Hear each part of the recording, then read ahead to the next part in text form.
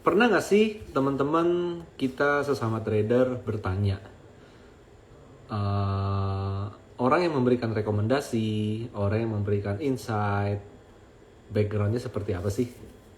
Apakah mereka adalah seorang profesional di pasar modal atau mereka nyambi, punya pekerjaan A tapi dia juga memberikan rekomendasi, dan mungkin banyak pertanyaan-pertanyaan teman-teman lain-lainnya. Jadi coba teman-teman yang baru join di sini, coba tulis di kolom komen apa sih yang menjadi concern Anda ketika mendapatkan rekomendasi dari orang kah, atau dari sebuah merek kah, atau dari apapun itu. Jadi hari ini IG Live kita, saya ingin memperkenalkan lebih dalam mengenai galeri saham dan juga saya pribadi.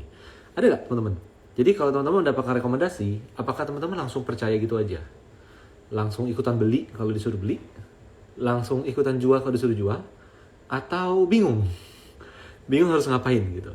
Nah, hari ini kita akan bahas mengenai galeri saham. Jadi tanpa mengurangi rasa hormat ya, jadi saya ingin share sedikit mengenai apa itu sih galeri saham. Jadi pada dasarnya kalau ditanya lebih dari awal gitu ya, kita tuh sebenarnya galeri saham itu cuman sebuah jurnal trading gitu loh. Cuman jurnal trading. Jadi saya rasa teman-teman juga bisa ikutin gitu loh, bikin jurnal trading. Nah, jurnal trading ini buat apa? Saya dulu bekerja di stockbroker. Jadi stockbroker ya, menerima order. Zaman dulu masih telepon tuh, jadi belum ada. Kayaknya dulu Yahoo Messenger deh, zaman Yahoo Messenger udah bangkotan banget ya. Jadi dulu kita menerima order-order transaksi dari institusi. Jadi dulu saya bekerja di sebuah perusahaan sekuritas yang menangani transaksi-transaksi institusi seperti dana pensiun, asuransi, lalu reksadana, lembaga-lembaga investasi swasta dan pemerintah. Jadi itu yang banyak saya terima gitu. Jadi kalau teman-teman lihat apa yang kita rekomendasikan di galeri saham itu sebenarnya nggak jauh-jauh dari apa yang dulu kita berikan kepada institusi-institusi tersebut gitu. Jadi totally nggak ada bedanya. Nah,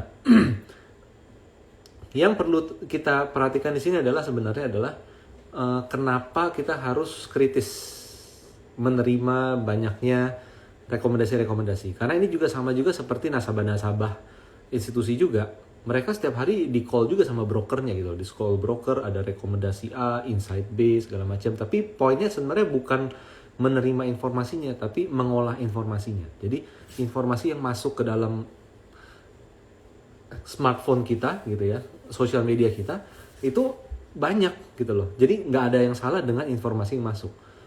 Tapi kalau di kalangan stockbroker, itu informasi yang masuk untuk nasabah institusi pasti ada kualitasnya, pasti dijaga kualitasnya. Kalau kualitasnya jelek, kalau ke institusi ngerekomendasi saham gorengan gitu ya, lama-lama dia tutup account gitu loh. Lama-lama udahlah, gue mau belinya bank big cap, lu kasih gue bank-bank gorengan gitu loh, yang fundamental nggak jelas, lu aja nggak punya rekening di sana, lalu segala macam.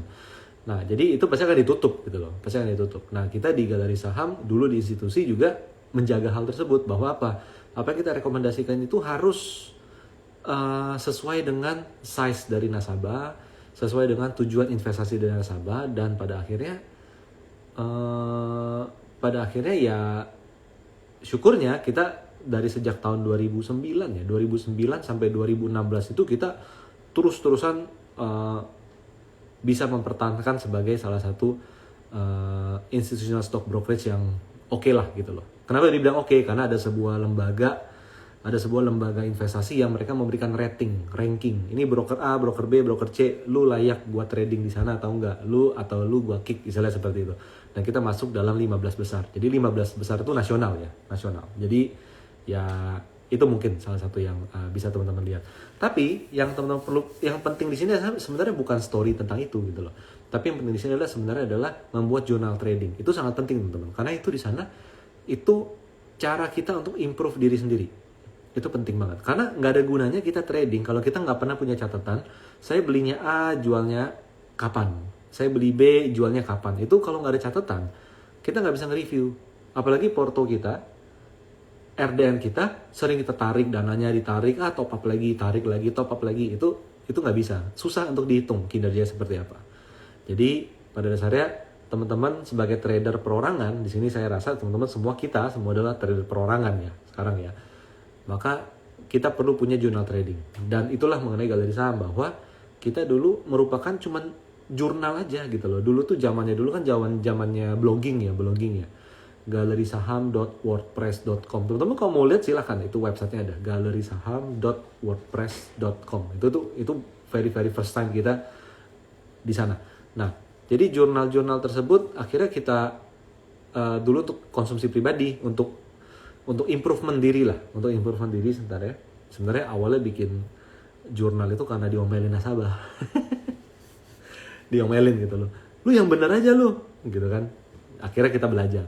Nah, akhirnya dulu private untuk pribadi gitu ya. Lama-lama kita buka, ternyata banyak yang suka gitu loh. Lama-lama trafficnya naik dari 2009 sampai 2013 itu benar-benar boom itu naik terus gitu loh. Nah, di sanalah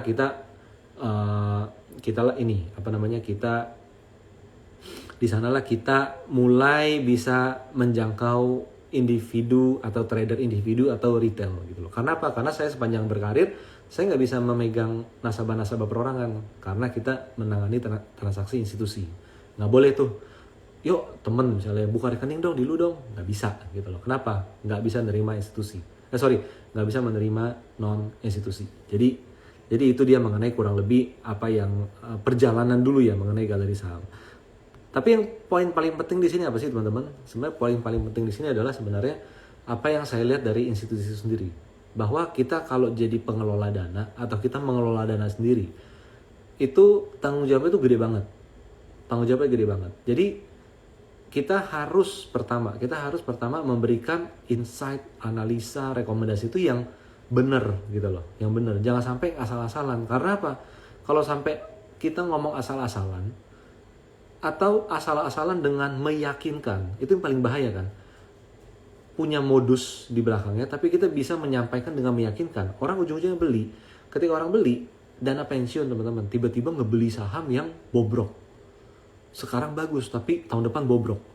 Itu kan peserta pensiunnya nggak jadi pensiun takutnya. Kan gitu kan. Teman-teman orang tuanya mungkin ada yang menjelang pensiun. Atau Anda udah menjelang pensiun. Kebayang nggak kalau misalnya dana pensiun Anda itu dibelikan saham-saham bobrok di sana. Saham-saham bobrok apalagi karena rekomendasi gitu kan. Itu kan kacau balau gitu loh. Nah, itulah kenapa dalam transaksi, dalam rekomendasi kita di Galeri Saham selalu menjaga, benar-benar kita jaga bahwa kita akan lebih banyak bicara saham middle cap ke atas, bukan saham-saham gorengan. Karena melihat pengalaman masa lalu bahwa ada resiko yang lebih besar dari sekedar kita gambling uang kita di saham-saham gorengan misalnya seperti itu. Resikonya adalah keluarganya gitu loh. Teman-teman mungkin merasa nggak apa-apa lah saya trading, tapi bisa jadi istri lu makan apa, anak lu makan apa, anak lu sekolah di mana. Tadi anaknya bisa sekolah di swasta yang tinggi, sekarang jadi swasta yang rendah. Anak-anak bisa sekolah di sekolah universitas yang bagus, tiba-tiba harus di universitas yang jelek. Ada yang anak-anaknya tadinya bisa sekolah ke luar negeri, akhirnya nggak bisa sekolah ke luar negeri. Itu ada loh, itu ada seperti itu. Jadi itulah kenapa itu kita jaga bahwa apa yang kita berikan di Galeri Saham itu kita sesuaikan dengan standar institusi. Di situ teman-teman ya. Nah, nanti kita hari ini ngobrol-ngobrol aja dikit mengenai apapun yang teman-teman ingin tahu tentang market, apapun yang teman-teman ingin tahu tentang stock broker, atau apa yang Anda ingin tahu tentang institusi, money flow, apapun silakan di sana. Tapi satu yang saya sampaikan di sini adalah apa sih? Beberapa hal yang saya temukan di dalam perjalanan profesional di pasar modal. Itu dari tahun 2007 sampai 2016 akhir gitu ya. Itu jadi get along dengan waktu itu Galeri Saham sudah ada di tahun 2009. Jadi saya dari 2007 sampai 2016 Galeri Saham kan udah ada di tahun 2009 gitu ya. Jadi sebenarnya teman-teman dari fakta di lapangan, fakta di lapangan yang kita perlu pahami di sini dan menjadi fun fact dalam transaksi pasar modal adalah pertama, kode broker itu nggak ada gunanya di sana. Kode broker nggak ada gunanya kecuali Anda trading saham-saham gorengan di sana. Kenapa nggak ada gunanya? Karena Anda harus bayangkan bahwa nasabah besar, big money, smart money, mereka itu tidak beli di broker A, jual di broker A. Mereka bisa beli di broker A, jual di broker Z. Mereka beli di broker Y, jual di broker B. Itu bisa. Beda sama kita sebagai trader retail. Kalau kita punya RDN di mana? Kita punya akun sekuritas di mana? Rekening efek di mana? Di broker A. Kita beli saham 1000 lot, maka saham 1000 lot kita itu ada di broker A. Sorry, bukan ada di broker A. Ada di KSEI, tapi transaksinya harus melalui broker A. Kalau Anda mau jual 1000 lotnya, sebulan lagi, Anda pasti pakai broker A. Kecuali teman-teman mau pindah saham, pakai form pemindahan saham, dari broker A, pindahkan ke broker Z. Di mana waktu itu, di mana Anda harus punya nama yang sama, oke? Nama yang sama, seperti itu. Itu mungkin masih bisa, tapi kan nggak efisien. Prosesnya bisa makan waktu, bisa sehari gitu loh. Nah, kalau institusi itu, mereka punya apa? Mereka punya bank kastedian. Jadi setiap dia beli 1000 lot di broker A, T+2, settlement kan T+2 ya sekarang kan. Ketika T+2, dia sudah melakukan pembayaran, itu saham 1000 lot itu dipindahkan ke bank kastedian. Di sana misalnya, di bank kastedian. Jadi di broker A, sudah nggak ada sahamnya. Sudah tidak ada list sahamnya, sudah diserah. Nah, ketika dia nanti mau jual, dia bisa ke broker A juga. Tapi belum tentu ke broker A juga. Terserah dia, terserah institusinya. Oke? Nah, dia bisa jual ke broker Z. Nah, gimana caranya? Apakah, saya harus pindah saham dulu ke broker Z, baru saya jual? Enggak. Institusi itu, order jual langsung 1000 lot di broker Z. Order jual 1000 lot di broker Z, lalu gimana? T+2, settlement ya teman-teman ya. Settlement kan T+2. Jadi kalau dia jual, perintahkan jual di hari Senin dan laku 1000 lot. Selasa, Rabu. Ketika hari Rabu, dia harus kirim barang dia dari bank kastedian, dia kirim untuk diproses di broker Z untuk settlementnya di sana. Nah, jadi kalau teman-teman pernah mendapatkan penawaran, misalnya ya, penawaran, ada nggak yang mau saham ABC-nya dibeli di harga yang lebih tinggi? Harganya 1000, tapi dibeli di 1050. Biasanya, kenapa? Kok aneh sih? Teman-teman yang sudah masuk di pasar modal ketika pandemi dari tahun 2020, teman-teman pasti ingat, ada satu broker yang akhirnya jadi cukup viral karena diomongin, kok nih broker dia nawarin nasabahnya untuk beli saham nasabahnya yang harga pasarnya anggap waktu itu 1000, ditawarin dibeli di 1060, 6% di atas. Wih, ada apa ya? Itu bisa jadi apa teman-teman? Itu bisa jadi adalah ada nasabah yang gagal serah. Jadi setelah T+2, misalnya, nasabah itu bilang bahwa, aduh sorry, gue barangnya kurang. Di sana, barangnya kurang. Mau jual 1000 lot, udah order, udah laku, tapi ternyata di stok cuma ada, di portofolio cuma ada 900. Gimana caranya dong untuk memenuhi 100-nya lagi? Udah hari terakhir lagi. Nah itu sekuritas akhirnya bergerilya, tanya nasabahnya. Ada nggak yang mau? Ada yang mau. Teman-teman mungkin di sana saya tahu kok ada beberapa kenalan saya yang nanya, ambil nggak nih? Saya langsung bilang, ambil aja. Gitu loh. Tapi saya nggak jelasin kenapa. Pokoknya ambil aja, tanya aja, kapan mau disettle, gitu. Mungkin nggak akan T+2, mungkin T+1 atau T+0. Kapan mau disettle? Tapi akhirnya nggak berani. Saya juga nggak cerita ke mereka bahwa itu pasti ada trading error atau itu ada gagal serah. Saya nggak cerita. Tapi pada saat itu yang terjadi teman-teman. Jadi kalau ada hal-hal kayak gitu ya biasanya kenapa? Ya tadi bahwa penjualan itu bisa jadi salah hitung dari sisi nasabahnya. Itu mungkin teman-teman. Kenapa? Dia jual dulu T+2 baru dia kirim barangnya untuk settlement. Mirip kan? Sama kayak apa? Kayak jual beli mobil. Ya kan? Jual beli mobil apalagi langsung dari Instagram. Bro, oke enggak? Oke, mulus. Iya, tolong videoin. Segala macam. Udah ada ini belum? Service recordnya ada nggak di bengkel? Ada. Lalu udah habis general check up belum? Oh udah general check up. Ya udah saya beli ya 1 miliar gitu ya. Oke, diantar kapan? Nanti deh diantar 2 hari lagi ya. Kita kan mau poles-poles dulu segala macam. Tahu-tahu barangnya kejual sama sales lain. Kejual sama sales lain. Gimana dong cara settlementnya? Ya nggak ada barang. Buru-buru cari barang. Dia cari dengan harga lebih tinggi. Biar apa? Biar ketika serah dikirimin. Walaupun kalau dijual beli mobil kan barangnya beda ya, bisa jadi warnanya beda. Nah kalau di saham nggak kan, satu lot saham A itu kan sama semua gitu loh, nggak ada bedanya secara fisik gitu.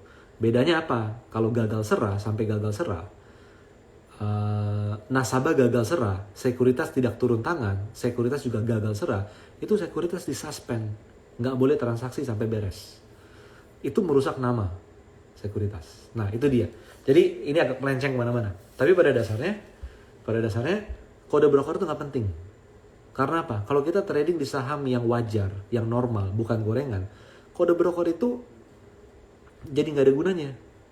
Bahkan kita di institusi, dulu di stock broker kita juga, kita coba lihat. Ini nasabah, beli terus, sehari 1.000 lot, 2.000 lot, 3.000 lot, sampai total udah bisa, ini udah 500.000 lot nih dia punya. Keluar nggak ya? Dia order jual ke kita nggak ya? Kok enggak sih? Udah seminggu, kok dia nggak jual-jual ya? Udah 2 minggu, lah ini kok nggak jual-jual? Udah sebulan, kok nggak jual-jual ya? Ya udah, nggak ada gunanya. Coba kita cek. Dia keluar dari broker lain nggak? Nggak kelihatan. Indikasi itu benar-benar nggak kelihatan teman-teman. Nggak kelihatan. Dan nasabah juga nggak akan ngomong. Gitu. Dia nggak akan ngomong bahwa kemarin kan gue beli di broker lu nih. Besok minggu depannya kita tuh jual di broker Z. Nggak akan ngomong juga. Kenapa? Mereka nggak mau ketahuan. Jadi nggak akan ada yang tahu. Kecuali kita main saham gorengan. Transaksinya menggunakan apa? Margin, ya nggak? Funding dari sekuritas. Ya ujung-ujungnya jual sekuritas A, beli di sekuritas A. Bisa jadi seperti itu. Oke, jadi kode broker itu nggak begitu penting, kecuali Anda trading saham gorengan yang tidak ada market yang bermain di sana. Itu dia, mengenai apa yang kita hadapi di pasar modal dari sisi kita berprofesi sebagai institutional stockbroker. Yang kedua apa teman-teman? Yang kedua adalah fakta yang kita mau share ke teman-teman di sini adalah bahwa institusi pun tidak bisa dianggap sebagai bandar. Ada reksadana, dananya triliunan. Misalnya ada asuransi, dananya triliunan. Apakah mereka bandar? Kagak. Kadang mereka juga bingung, ini kenapa market kayak gini ya? Buset dah. Di sana. Apakah bandar lebih gede daripada institusi? Enggak mungkin di sana gitu loh. Jadi bandar itu tuh biasanya karena kita terlalu sering memantau saham-saham gorengan. Ya bener, saham gorengan kualitas nggak ada, yang beli nggak ada, yang invest nggak ada, Dapen nggak mau beli di sana, asuransi nggak mau beli dana asuransi yang Anda bayarkan sebagai polis beli saham tersebut, ya nggak? BPJS mana mau beli saham tersebut? Hedge fund, buset, itu perusahaan apa? Nggak jelas. Nah, bagaimana harga bisa bergerak? Ya dibandarin. Jadi bandar itu perannya gede. Kalau sahamnya gorengan. Kalau sahamnya saham minimal middle cap ke atas, ya market yang bergerak. Ada bandar nggak? Mungkin ada. Tapi bandar itu porsinya nggak akan gede. Market lebih gede. Tapi ketika Anda bermain di saham gorengan, itu bandar semua. Institusi nggak ada. Trader banyak yang retail, yang spekulatif. Tapi institusi kagak ada. Nah, jadi itu dia mengenai bandar. Jadi nggak ada tuh istilah. Jadi maksudnya apa ya? Jangan dikit-dikit bandar. Karena ketika kita bicara dikit-dikit bandar, kita nggak punya ilmu apapun selain ngomentarin bandar. Saya nggak bilang bahwa kayak ilmu bandar, mologi atau apa itu sesuatu yang palsu. No. Itu masuk akal, sangat masuk akal. Gitu loh. Tapi kalau kita mau bicara dari sudut pandang institusi, ya pada dasarnya tergantung sahamnya. Kalau sahamnya itu saham kecil, ya udah pasti dibandarin di sana. Teman-teman coba lihat gini. Ketika kita belajar saham misalnya, kita dikit-dikit mikir bandar. Tiap hari lihat kode broker, lihat kode broker. Anda punya saham seperti contohnya WIM. Kita nggak ngomong brand, BRPT dan lain-lain lah. Itu mungkin beda hal. Kita ngomongin saham seperti WIM. Itu naiknya setahun teman-teman. Setahun. Dan tiap hari Anda lihat kode brokernya. Pusing nggak? Kacau teman-teman. Kacau total. Gitu loh. Lalu dikit-dikit ngelihat net buy sell dan lain-lain. Pusing nggak? Pusing. Padahal merem aja naik. Gitu. Naik istirahat. Naik lagi istirahat. Naik lagi istirahat. Jadi kalau kita dikit-dikit lihat kode broker, kalau kita dikit-dikit mikir itu adalah bandar, kita nggak akan nyaman, tidak akan bisa untuk punya saham dalam waktu lama, saham-saham bullish. Itu di sana. Itu kurang lebih ya. Yang pertama adalah kode broker. Nggak penting. Oke. Yang kedua adalah institusi nggak bisa dianggap semua institusi bandar. Nggak bisa gitu loh. Kagak bisa. Di sana. Bandar itu di saham-saham gorengan. Atau di saham-saham yang nggak liquid. Yes, mungkin. Tapi kalau di saham yang likuiditasnya bagus, setiap hari ada transaksi, kadang tinggi, kadang rendah, kadang tinggi, kadang rendah, itu aspek market itu udah lebih besar di saham tersebut. Market itu apa? Ada pemain gede, mungkin ada bandar, mungkin ada institusi, ada dana pensiun, ada asuransi, ada reksadana, ada Anda, ada saya, gitu kan. Ada foreign investor dan lain segala macam. Itu udah jadi gabung semua. Peran masing-masing itu tidak sedominan kalau saham yang memang hanya dimiliki oleh pihak-pihak tertentu. Kayak gitu dia, teman-teman. Lalu apa lagi? Bentar, ini ada pertanyaan nih. Biar gak basi pertanyaannya ya. Ini apa lagi di sini? Jadi dari Pak Adar, izin bertanya Pak Rio, kenapa brand yang saham beredar hanya 3% jadi emiten dengan market cap terbesar? Ya itulah dia. Saham beredar 3%. Yang beli, kalau yang beli itu spekulatif dan FOMO, harga jadi naik gak? Gampang dinaikin Pak. Gampang dinaikin. Di sana. Sahamnya ada, misalnya nih ya, sahamnya itu ada ini saya asal ngomong ya, maksudnya tapi istilah sahamnya ada 1 miliar lembar saham. Misalnya 1 miliar lembar saham. 1 miliar lembar saham yang beredar 3%. Artinya kan cuma berapa? Coba 1000 kali 3%. Ya kan? 30 juta lembar saham. 30 juta lembar saham. 30 juta lembar saham. Satu lot berapa? 30 juta bagi 100 kan? 3 juta lot. 3 juta lot, teman-teman lihat aja. Lihat aja. Apakah yang beredar bid offer itu misalnya 3 juta lot, bid dan offer total 3 juta, belum tentu juga gitu loh. Ada orang yang nyimpen, ada orang yang tradingin. Yang tradingin berapa? Mungkin cuma 20% dari 30 juta lot. Arti berapa? Cuma 6 juta di sana. Cuma 6 juta. 6 juta lot. Nominalnya gimana? Gede atau kecil? Nah, barangnya dikit, harga pasti ngeroket, teman-teman. Barang dikit, harga pasti ngeroket. Sama kayak harga masker. Kita pelajari aja ketika pandemi. Orang-orang belum butuh masker, toh pakai masker nggak diganti setiap hari mungkin gitu ya. Tapi mereka ngeborong masker 1 karton, 1 box gede isi 20, diborong. Suplainya nggak nambah. Harga naik nggak masker? Oh naik banget kan. Waktu itu bisa sampai berapa tuh? Sampai 500.000 mungkin. Oh nggak salah. Vitamin juga sama, ya kan? Lain-lain. Sanitizer juga sama. Jadi pada dasarnya kalau likuiditas di pasar itu kecil, makin gampang dikerek naik. Di sana. Kalau saham beredar di market itu gede, makin susah dia naik. Di sana. Kayak gitu kurang lebih. Jadi kenapa dia bisa naik jadi market cap terbesar di pasar modal? Teman-teman coba deh.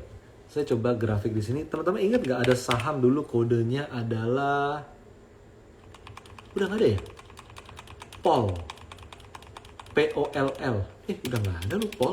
Teman-teman masih ada gak sih kode POL? Pollux. POLL. Udah gak ada ya? Oh ada nih, ada. Jadi teman-teman coba iseng buka kode saham itu POL. POLL. Teman-teman lihat di trading view Anda di tahun 2020 awal. Sebelum pandemi nih. Sebelum pandemi. Dulu harganya 1.200. Naik jadi 11.000. Naik jadi 11.000. Dia jadi salah satu cap yang besar juga di kalangan dia. Dan pemiliknya jadi masuk Forbes gitu loh. Jadi salah satu orang terkaya. Tapi pada dasarnya apa? Ya waktu itu memang barang gak banyak di pasaran gitu loh. Gak banyak di pasaran. Jadi itu dia mengenai apa? Itu dia mengenai saham beredar. Jadi saham beredar makin dikit, makin gampang harganya naik. Itu yang terjadi. Makanya bursa kan membuat sebuah peraturan kan, free float, aturan free float. Jadi kalau misalnya free floatnya itu di bawah sekian, coba kita lihat. Di bawah sekian persen, maka dia tidak masuk dalam perhitungan LQ45 misalnya. Gitu loh, atau IDX 30. Itu saya nggak terlalu mendalami peraturan itu, tapi ada faktor tersebut. Oke, gitu ya. Lanjut, ada pertanyaan lagi di sini. Jadi dari Pak James, padahal semudah lihat tren dan reaction. Yes, betul Pak. Lihat tren dan reaction. Teman-teman kalau misalnya bicara mengenai saham-saham yang bullish. Jadi kalau saham-saham bullish, kita dikit-dikit lihat kode broker. Itu pasti nggak pernah bisa simpen lama. Di sana. Dan kode broker tuh nggak bisa dipakai untuk analisa. Kecuali memang kebetulan teman kita. Nah, kapan kode broker bisa dianalisa? Nah, kapan? Kalau saya sebagai fund manager, saya tahu teman saya itu, kenalan saya itu, denger dia trading hanya di 5 broker. Brokernya A, B, C, D, E doang. Kita hanya tahu mereka di 5 broker. Jadi ketika kita tahu, gue tahu nih dia punya saham banyak nih. Kenapa tahu punya saham banyak? Mungkin dapat dari laporan bulanan fund fact sheet reksadana. Ini lagi punya banyak. Iya bener nih, lagi punya banyak nih. Gue kemarin udah hitung nih, memang ada di dia semua. Akhirnya kita pantau kode broker A, ada yang jual gede nggak? B, ada yang jual gede nggak? Tapi itu nggak menjamin bahwa itu dia yang jual. Tapi kita cuma mengira-ngira aja di sana. Atau kalau kita punya kenalan, ya udah, gue mau jual nih. Oke, lu pakai apa sih? Ya, gue mah pakai kode broker si X misalnya, seperti itu, yang bergengsi misalnya, yang jarang orang pakai. Nah, kadang itu bisa kepake. Tapi Anda harus tahu something inside dulu gitu loh. Bukan, ya saya mau analisa saham, ya pakai kode broker aja, bla bla segala macam. Nggak bisa teman-teman, percaya deh, percaya. Di sana. Oke, kode broker nggak guna. Yang kedua adalah institusi bukan bandar. Lanjut. Tapi ada juga yang bandar. Ada juga. Tapi most likely nggak semuanya dan lebih banyak yang enggaknya. Jauh lebih banyak yang enggaknya. Dari Morik. Minimal market cap berapa dengan value transaksi rata-rata berapa untuk menghindari saham gorengan. Jadi pada dasarnya gini. Kalau menurut saya ya. Pertama, LQ45 nggak menjamin itu sahamnya bukan gorengan. Ada beberapa parameter ya. Jadi untuk bicara bukan gorengan itu nggak bisa benar-benar diketahui angka spesifik. Tapi satu hal. Pertama, lihat dari grafik, lihat dari volumenya. Volume saham kalau rata atau rapi itu pasti saham yang gak liquid. Tapi kalau gak liquid, kenapa ada volume? Rapi, karena di-maintain. Di-maintain buat naik, belum tentu, sekedar biar ada pergerakan aja. Di sana, ada pergerakan naik turun. Tapi kalau volume rata, seperti itu nih kayak belakang nih ya, ini rata nih. Enggak deh, ini gak rata, ini naik. Tapi kalau misalnya yang rata, volume rata, artinya yang bertransaksi dia lagi. Itu kalau di toko itu istilahnya memanipulasi crowd. Kelihatan rame, tapi yang datang undangan semua. Ada kan yang gitu kan?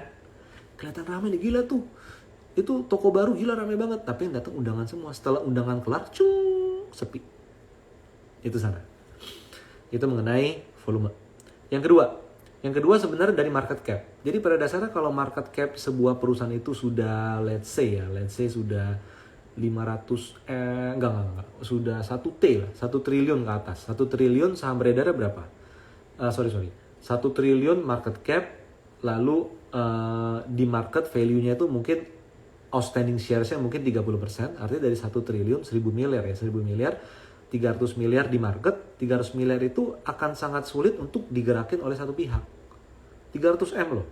Sulit untuk digerakin oleh salah satu pihak. Di sana.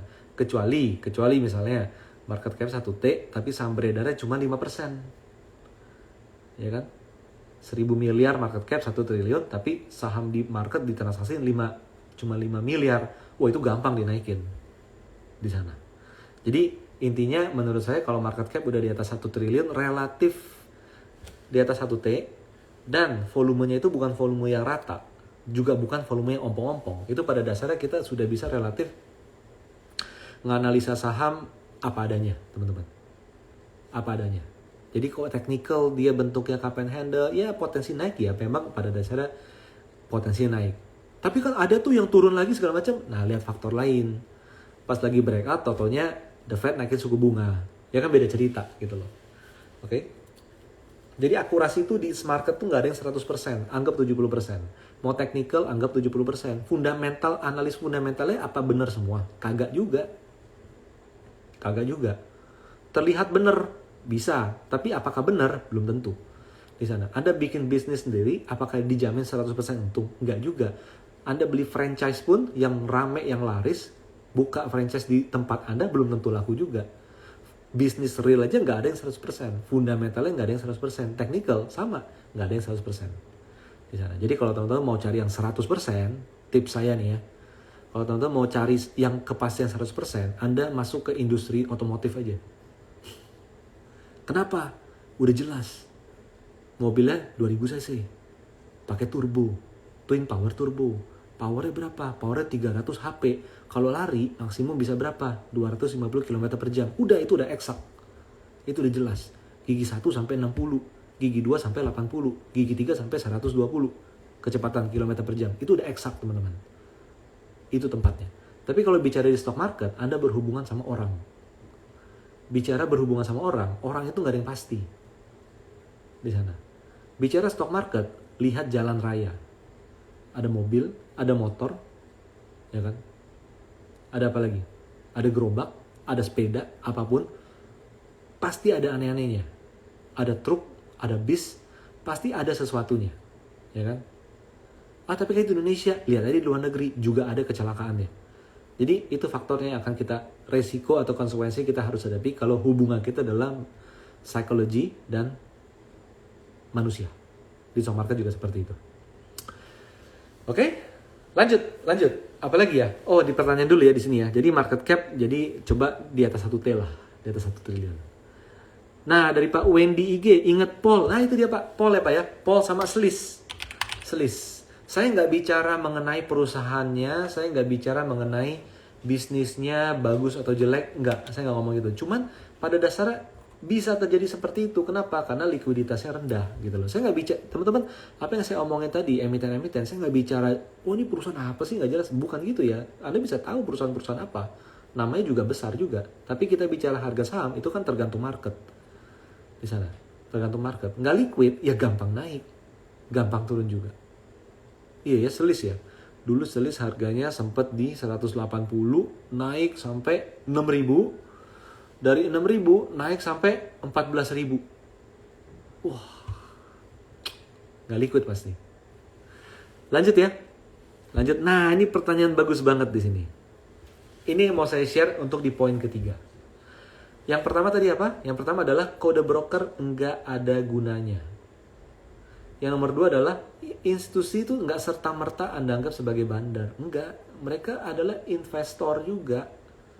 Intelektual juga. Pakai metode, pakai ilmu, fundamental, technical, mereka pakai itu. Jangan dikit-dikit dianggap bandar, dijual bandar. Nanti saya akan cerita abis ini kenapa. Oke, yang ketiga apa? Yang ketiga adalah big money itu bukan kayak retail. Kita retail beli saham 10 juta, jual 10 juta. Kita retail beli saham 100 juta, jual 100 juta. Kita retail beli saham 1 miliar, jual 1 miliar. Jual beli terus. Institusi beli saham berapa? 50M. Hari ini 2M dapatnya.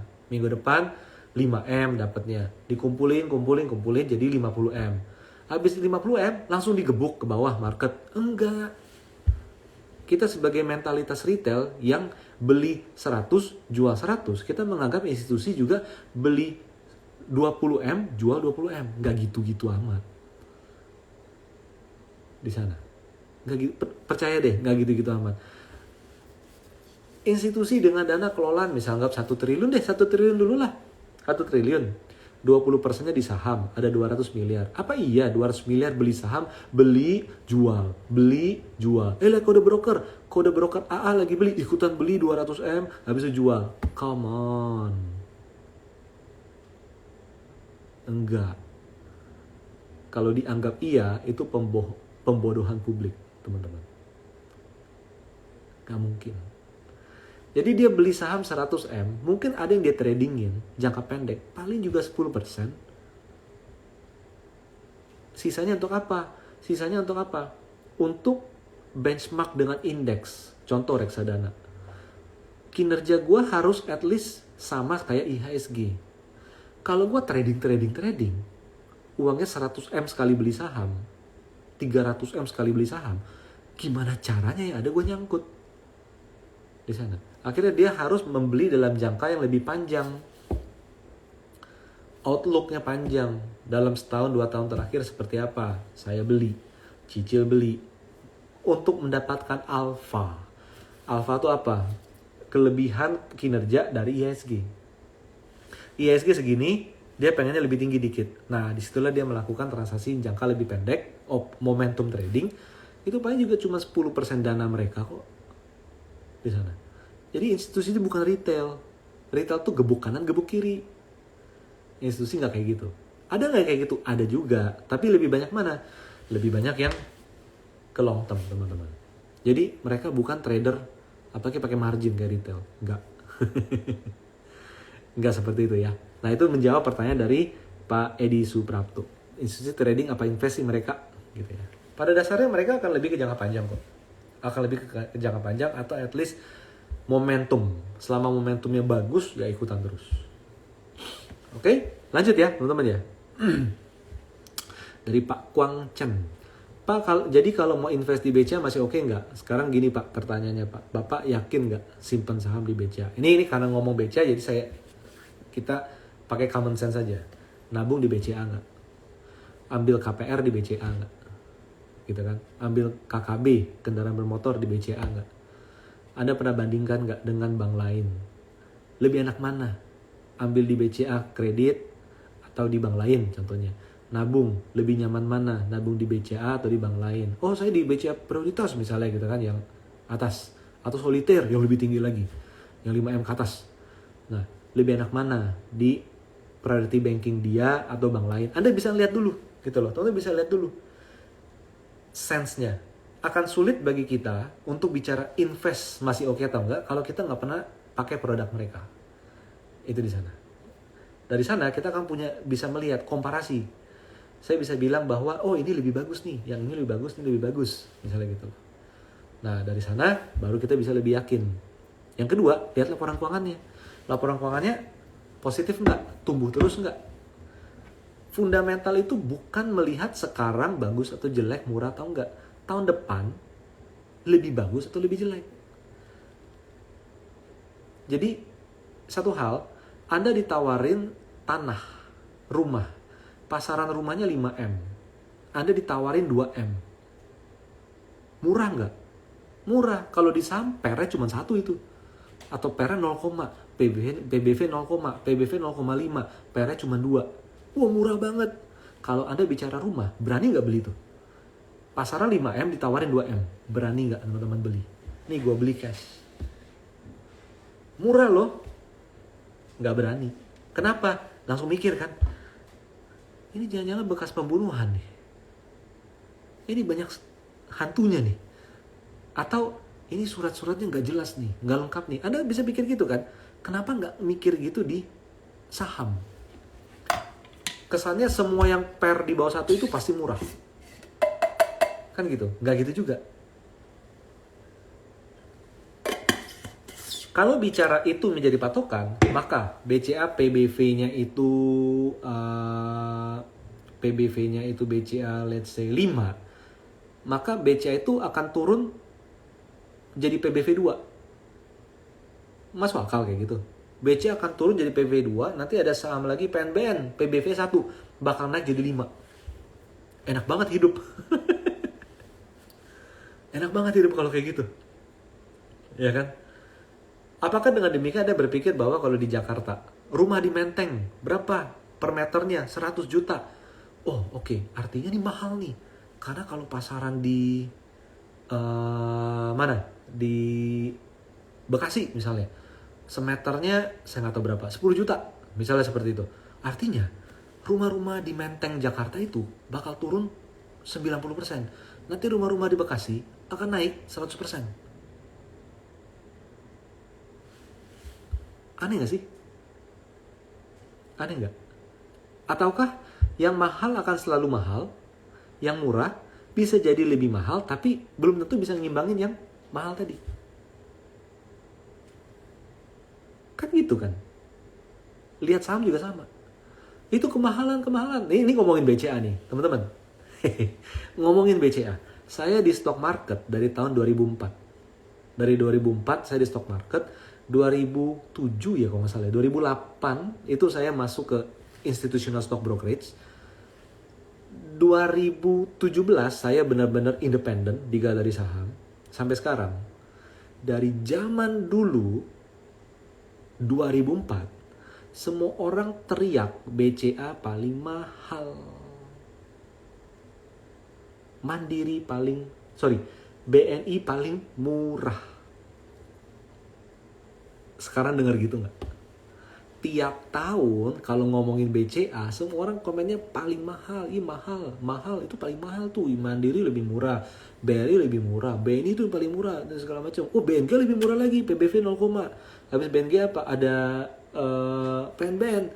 Itu selalu semua orang ngomong itu tiap tahun dari tahun 2004, 5, 6, 7, 8 sampai bosan. Sampai sekarang teman-teman, dia masih yang paling mahal. Jadi it's not about pair. Pair tinggi bakal turun, pair rendah bakal naik. Lah. Percayalah, investor strategis, institutional smart money nggak ngelihat di mahal murah sekarang, dia ngelihat masa depan di sana, gitu ya. Jadi kalau teman-teman sampai sekarang masih yakin bahwa saham yang PBV 5 akan turun, PBV 1 akan naik. Kalau Anda punya rumah di Menteng, buruan jual. Kenapa? Itu rumah akan turun harganya. Beli itu yang di jauh dari kota Jakarta. Kayak gitu. Nggak gitu kan? Ya memang nggak gitu. Lanjut ya. Dari Pak James Chloe lagi nih. Lihat kode broker di saham bullish malah nggak jadi diamond hand. Iya betul Pak. Saham lagi bagus-bagusnya naik. Lihat kode broker. Lagi diguyur nih sama kode saham ini. Jual. What? Gila.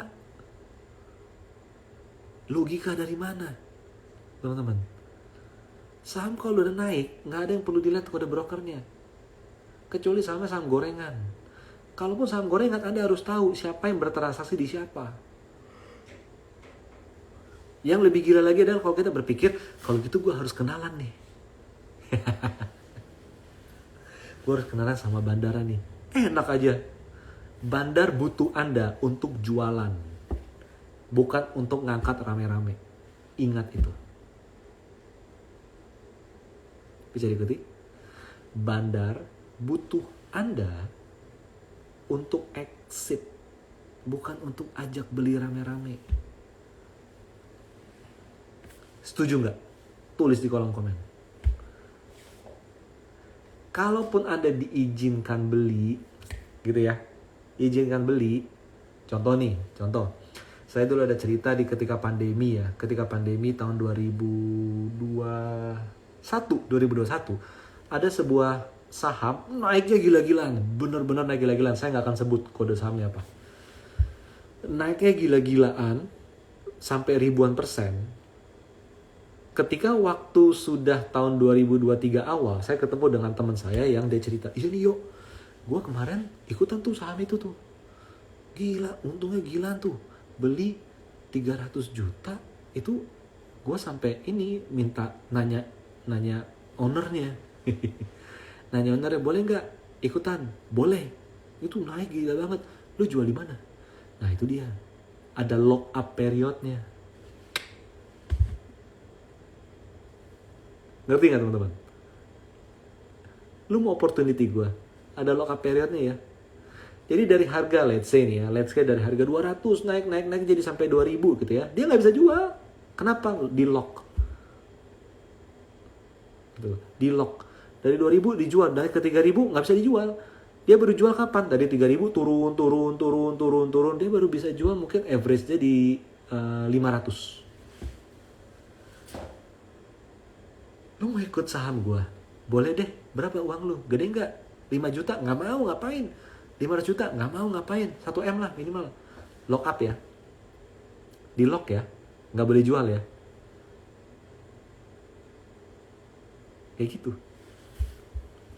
Lanjut. Oke, lanjut sekarang.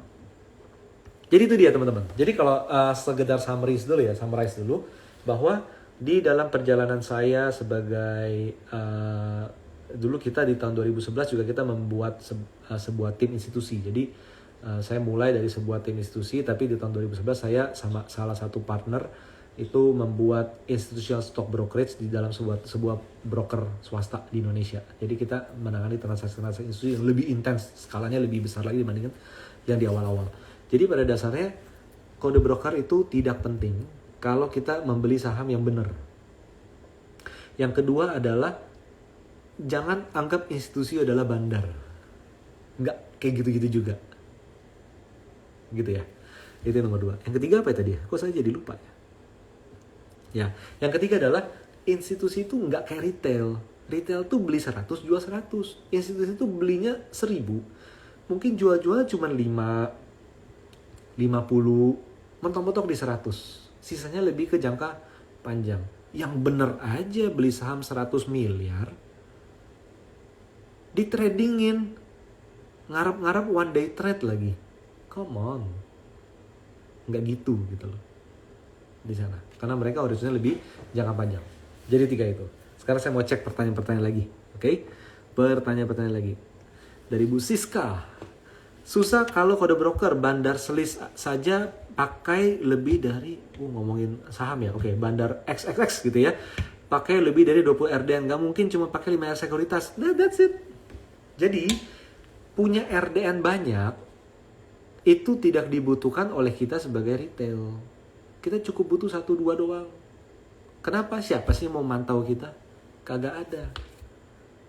Nggak ada. 20 itu banyak banget gitu loh. Kalau institusi mungkin nggak 20. Mungkin aja, tapi itu udah yang lama-lama. Udah nggak aktif. Brokernya pindah. Brokernya jelek. Broker diganti segala macam. Saya pindah yang A, B, C segala macam. Tapi total 20. Tapi yang aktif berapa? Nggak akan banyak. Nggak akan banyak. Oke, lanjut ya. Jadi, kalau kode broker nggak perlu, pertanyaan dari Pak Muhammad Nur. Top akumulasi broker nggak perlu kita perhatikan. Kagak perlu, Pak. Nggak perlu. Teman-teman yang baru bergabung, silakan nanti tonton ulang mengenai video ini ya. IG Live ini ya, About Galeri Saham. Di sini saya share dari awal kita itu ngapain aja sampai pengalaman-pengalaman kita tuh ngapain aja. Top akumulasi kode broker perlu nggak? Kagak perlu. Percaya deh. Nggak perlu. Ngabisin waktu. Saham sudah bisa dianalisa dengan apa adanya. Oke, apa adanya. Kalau saham itu mempunyai konsistensi gerak yang konsisten. Oke, memiliki konsistensi gerak sehingga dia jadi predictable dan likuiditasnya bagus. Setiap hari ada volume transaksi, ketinggiannya ngacak di sana. Bukan yang rapi. Teman-teman sadar nggak? Saya mau tanya ke teman-teman. Tulis di kolom komen. Coba buka grafik saham. Jadi nggak enak nih ngomongnya. Coba buka grafik saham yang akhir-akhir ini lagi naik banyak. Seminggu ini. Lagi naik banyak. Lihat volume transaksi hariannya ketika dia tidak sedang naik. Rata atau acak. Lihat aja di sana dulu. Jadi Anda akan mengerti kenapa gampang naiknya. Oke, jadi dari Pak Muhammad, top akumulasi broker nggak perlu. Kagak perlu, Pak. Nggak perlu. Teman-teman, bicara broker, waktu saya tinggal 10 menit. Bicara broker, kita bayangin, saya ajak teman-teman untuk membayangkan properti. Anda pernah beli properti dari tangan kedua nggak? Maksudnya beli properti second, bukan ke developer, tapi ke orang yang mau jual propertinya. Pakai perantara nggak? Pakai perantara, broker properti. Saya sebut merek aja. Ada Era, Century, Ray White, dan lain segala macamnya. Ya kan? Kurang lebih seperti itu. Ngomongin broker properti, itu broker tahu Bapak A mau jual, Ibu B mau beli. Ketika Bapak A sudah menjual ke Ibu B, emangnya Ibu B ini kalau jual properti harus dan akan ke broker tadi? Enggak kan? Dia bisa juga ke broker yang lain. Belinya pakai Ray White, jualnya pakai Century. 3 tahun lagi.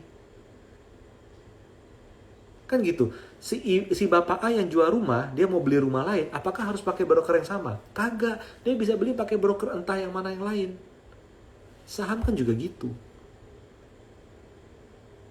Tapi beda kalau Anda melihat porto Anda pribadi. Ketika Anda beli saham 1000 lot, di portfolio di sistem Anda akan ada 1000 lot. Nggak akan pindah-pindah. Kalau mau jual, bisa nggak pakai broker lain? Kagak bisa. Kenapa? Nggak ada 1000 lotnya. Ada di sini. Ya jual di sini. Kayak gitu teman-teman. Lanjut ya. Lanjut. Ini dari Igoy Max. Bang, statusnya BLSL gimana ya sekarang, yang mau jual gagal terus? Kenapa ya? Lu. Mau jual gagal terus, ya harganya bisa jadi nggak bagus, Pak. Apa sih BLSL? Hah? Nggak ada sahamnya. BKSL. Coba kita lihat ya kayak BKSL. Mau dijual gagal terus. Ya nggak bisa, harga 50, auto reject. Saya ada sebuah cerita sih di emiten ini, tapi saya nggak akan ngomong di sini. Saya lebih seneng ngomong di ketika workshop, ketika training gitu ya. Jadi ya mungkin teman-teman di sini kalau ada yang nanti hari Sabtu ikutan Profit Trader Workshop di Jakarta, di salah satu hotel di Jakarta, kalau Anda menonton tentang IG Live ini, tolong ingetin saya untuk ngebahas mengenai yang ini gitu ya, yang ini, karena ini kita nggak akan, maksudnya bukan menyentil emiten, bukan, cuman maksudnya story-storynya tuh jadi bisa jadi studi kasus gitu. Oke. Lalu Andi Ho, brand mahal nggak bos? Mahal nggak? Coba dijawab. Berapa pernya? Berapa kali? Berapa ratus kali? Mahal nggak? Mahal. Di sana mahal. Pasti turun nggak? Saat ini masih naik, ya udah nikmatin aja. Tapi jangan beli di pucuk, karena nanti Anda jadi exit liquidity orang yang mau jualan. Karena suatu titik pasti harus jualan. Contoh ini. Ada fund manager yang dananya anggap 100M. Ini gampang aja. Punya dana 100M. Dari 100M dia beli saham brand dia beli harganya 2 miliar. Boleh dong. Karena dari 100M maksimum dia beli satu saham maksimum kan 10%. Ya kan? Yaitu berapa? 10M. Sekarang dia beli berapa? Dia beli 2M. Nah, 1M deh. Dia beli 1M. Rata-rata saham di dalam porto dia, rata-rata itu 3M. Jadi 3 miliar. Dia beli 1M. Harga brand dari 1000 dia beli 1000 misalnya seperti itu. Sekarang udah 7.000. Artinya uang dia dari 1M jadi berapa? 7M. Itu kalau 1M loh. Kalau dia beli 2M, uang 2M dia jadi berapa? 14M. Pertanyaan saya, 14M melebihi 10% enggak? Tulis di komen. Uang yang dia belikan 2M jadi 14M melebihi batas limit saham dalam sebuah fund maksimum 10% enggak? Tulis. Lewat atau enggak? Lewat enggak? Lebih. Apa yang harus dilakukan? Simpen terus. Ditegur dia sama bursa. Ditegur dia sama bank kastedian, diingetin dia sama bank kastedian. Ya kan? Ditegur sama OJK, lu melanggar peraturan. Ya kan? Lebih kan? Kalau dia beli 2M jadi 14.000 harga brand, dari harga 1.000 jadi 14.000, uang dia kalau dia beli 2M fund manager ini, dia akan jadi 14M, melebihi aturan. Harus jual nggak? Harus. Mau disimpan boleh nggak? Wah, gimana pun nggak boleh, itu melanggar peraturan. Itu ditegur beneran. Itu ditegur. Atau dicabut lagi izinnya. Misalnya kayak gitu kan. Ada dia harus jual. Nah, kebayang nggak? Suatu titik saham kalau udah naik banyak pasti akan ada yang jualan. Entah karena ingin merealisasikan profit, entah untuk patuh sama aturan. Nah, itu yang nggak banyak diomongin orang, teman-teman. Itu yang nggak banyak diomongin orang. Dan akhirnya apa? Dan akhirnya satu titik akan terjadi sell off di saham yang naik banyak. Kayak gitu. Ketika terjadi sell off pada saham naik banyak, nanti ujung-ujung lama-lama semua pada ikutan. Wih gila, udah kejual. Kita belum jual nih. Jual. Panik jual, turun ke bawah. Diperparah dengan apa? Retail. Loh, kok diperparah dengan retail? Kenapa teman-teman? Kok diperparah dengan retail? Iya, retail itu sukanya hajar kanan, FOMO, beli di pucuk. Nggak sampai di situ aja. Tidak sampai di situ aja. Selain FOMO, hajar kanan, beli di pucuk, mereka suka pakai margin. Uangnya 100 juta, ngebeliin saham 200 juta. Uangnya 100 juta, pakai margin, bisa beli saham sampai 500 juta. Pakai margin, hajar. Harga jadi makin lama makin naik. Oke, ketika harga tiba-tiba dijual, jadi ada yang menjual karena peraturan, ini bukan bandar loh. Ini bukan bandar, fund manager ini bukan bandar. Karena gue gak mau ditegur, gue harus comply dengan peraturan. Yang tadinya saham-saham saya rata-rata 3 miliar, ini udah 10 miliar, udah 14 miliar lagi. Udah 14 miliar gimana? Gue harus jual. Tapi kan gue gak bisa jual segera. Gue mau nunggu dong, mau nunggu di harga terbaik. Dia mulai lihat tiap hari, akhirnya ketika satu titik, dapat red alert.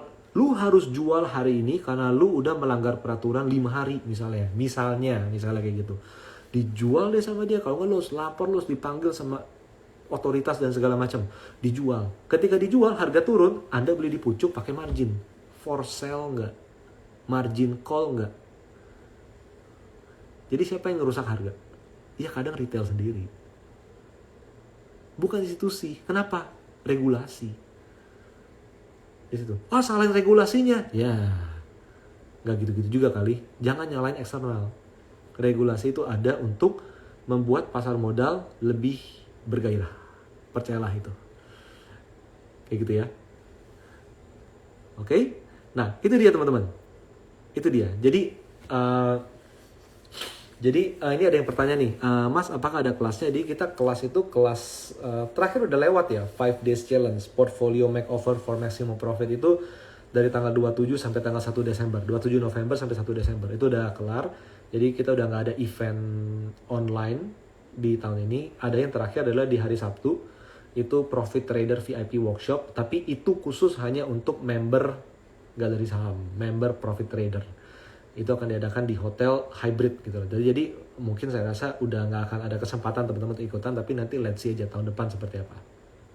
Anyway, silakan cek di galeri saham, cek informasi mengenai Profit Trader Club, dari situ Anda bisa mengetahui apa aja yang sedang kami lakukan sekarang. Jadi pada dasarnya kita di galeri saham adalah saat ini menjadi analis independen. Kalau teman-teman melihat di dalam sekuritas, ada brokernya, ada investment bankingnya, ada analisnya. Nah, Anda bayangkan aja kalau galeri saham adalah analis, tapi independen, tidak di dalam sebuah sistem dari sebuah perusahaan sekuritas di dalam pasar modal Indonesia. Jadi, apa yang kita lihat bagus, kita akan share bagus. Apa yang kita lihat jelek, kita akan share itu jelek. Jadi, apa adanya. Kita nggak akan menerima titipan, tolong dong dibikin bagus biar orang beli, tolong dong dibikin jelek biar dia bisa turun lagi, bisa dari segala macam. No, itu enggak. Itulah komitmen kita di galeri saham agar teman-teman bisa ngikutin kita dengan nyaman lah. Jadi Anda tidak ragu-ragu untuk ini maksudnya apa nih ngomongin ini? Maksudnya apa nih ngomongin ini? Jangan-jangan cuma untuk ngepom-pom saham biar harga naik dianya jualan. No, dari situ. Oke teman-teman, untuk teman-teman yang baru bergabung, silahkan tonton ulang mengenai IG Live ini about galeri saham. Saya rasa akan cukup komplit apa yang saya sampaikan. Dan untuk teman-teman yang menunggu mengenai window dressing, pastikan Anda memaksimalkan semaksimal mungkin. Karena apa? Karena tahun ini ada potensi window dressing cukup menarik karena saham-saham big cap, saham-saham blue chip belum benar-benar naik. Saham yang udah tinggi akan di profit taking, uang itu pasti harus kembali beredar ke saham lain yang under allocation. Nah, under allocation itu apa? Artinya saham-saham yang memang belum terlalu banyak naik. Dan ingat lagi, window dressing, tahun depan, January effect, bulan Februari, Valentine, ada pemilu. Data menunjukkan, nanti mungkin dalam minggu depan kita akan bikin webinar, data menunjukkan bahwa dalam setiap pemilu 5 periode terakhir, market itu selalu menanjak menjelang pemilunya. Jadi, pastikan dimanfaatkan. Oke, itu aja dari saya. Semoga bermanfaat dan bisa menjadi referensi dan inspirasi bagi teman-teman semuanya. Terima kasih.